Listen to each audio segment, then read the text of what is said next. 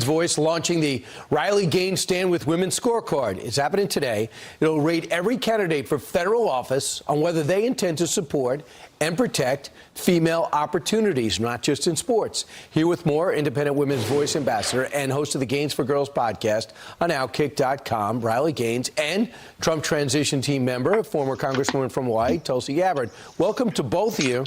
Riley, where'd you get this idea? Well, Brian, always good to be on with you.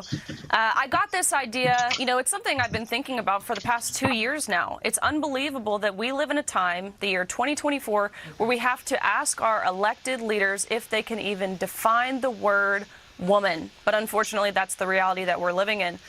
So as you described, I've partnered with Independent Women's Voice to launch the Riley Gaines Stand with Women scorecard. As you said, it merely just scores incumbents and those who are candidates running for federal office on if they stand with women.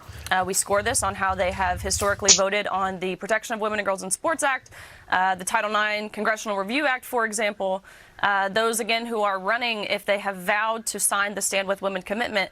Really simple stuff, nothing complicated. National polling consistently shows that over 70% of Americans agree that on the women's sports issue, for example, that men don't belong in women's sports. So why is there such a stark contrast on Capitol Hill? Right. You have candidates that have signed the Stand With Women commitment publicly. Then you have congressional criteria for congressmen and women and one for Senate, too.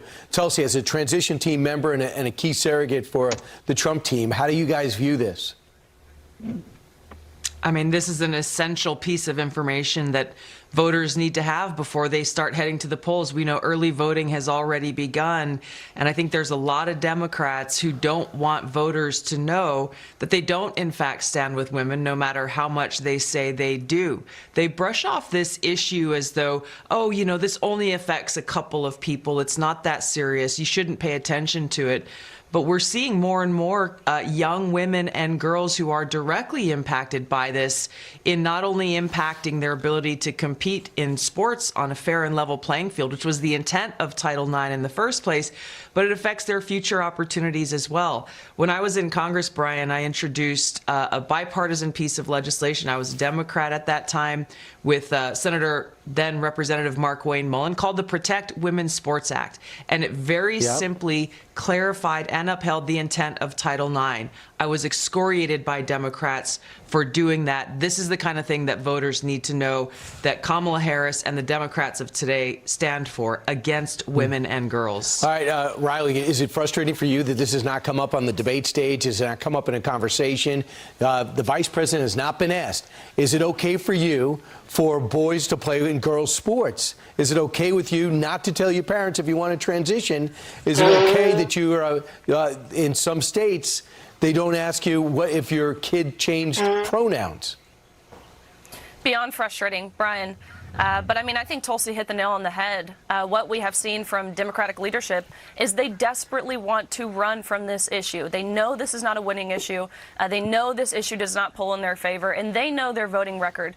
For example, Senator Jon Tester in Montana, who has voted against protecting women and girls in sports. To me, that doesn't represent Montana values. And if that base knew that, and of course this is a candidate who offered to pay female collegiate athletes for their endorsement, if Montana knew that, I believe they would be appalled. He knows that. I know that. The American public knows that. And Tulsi, you would think there's only one issue that women care about, and that's abortion, right?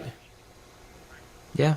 That's what Democrats want people to believe. But when we look at the issues that concern not only women, but the fathers of young girls, the mothers of young girls, people who are directly being impacted by this, what to speak of the broader issue here, Brian, which really is that the Democrats are rejecting the existence of something that is objectively and biologically, scientifically true. Right. It just exposes their insanity of their positions on so many different issues.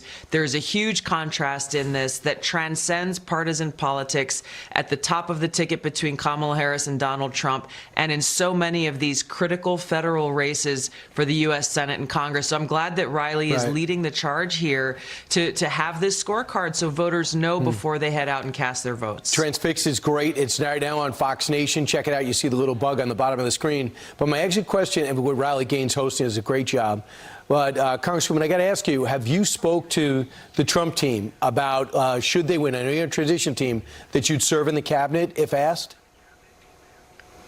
That we are all very, very focused on winning this election, getting out and reaching and speaking the truth about Kamala Harris's record and Donald Trump's record to voters. That will be an important task that will come after Election Day.